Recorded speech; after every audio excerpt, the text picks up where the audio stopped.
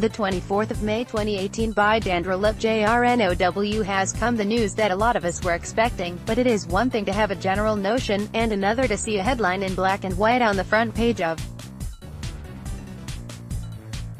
The New York Times titled, "Trump pulls out of June summit meeting with North Korea." At this point, most news coverage is limited to a brief announcement and reprints of Trump's letter in full to the leader of North Korea.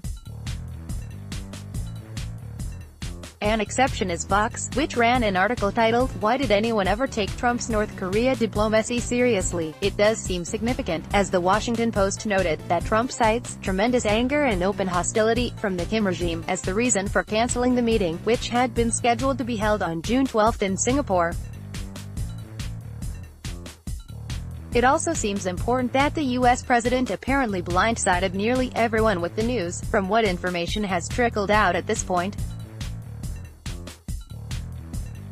For a good analysis of just how complicated the Korean security situation can be, there's A Comprehensive History of North Korea's Nuclear Program, just published by Siegfried Hecker, Robert Garland, and Elliot Serban of the Center for International Security and Cooperation, CISAC, at Stanford University.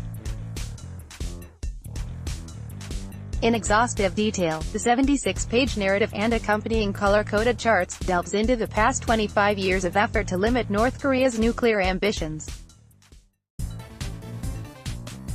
Some of the report's key takeaways: North Korea's pursuit of nuclear weapons has been deliberate, determined, and patient. U.S. diplomacy since 2000 has been sporadic, reactive, and often motivated by a desire to avoid instead of manage risk. No one has agreed on what exactly denuclearization means. North Korea has not cheated on every agreement, and as bad as things were in 2017, the situation could get worse.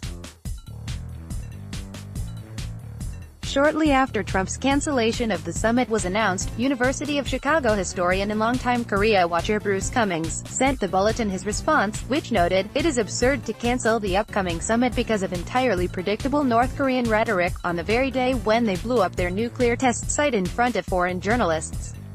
He went on to write that President Trump's inexperience and impulsive behavior appear to have led him to dictate a letter canceling the summit, apparently without time to coordinate with the State Department, let alone with South Korea's President Moon Jae-in, who was just in the White House 2 days ago to consult with Trump. So, where does that leave us? Pyongyang's concrete actions, destroying its nuclear test site and putting a moratorium on testing ICBMs and nuclear weapons, were major concessions to Washington, and Trump has given up little or nothing so far, by comparison. In Cummings' words, his Trump's decision to cancel it is inexplicable to anyone who has studied North Korean diplomacy going back to the beginnings of the nuclear problem in 1991. Ultimately, this might well be a rare example of history repeating itself twice, first as farce and then as tragedy. That history is spelled out in brilliant detail on the CISAC website.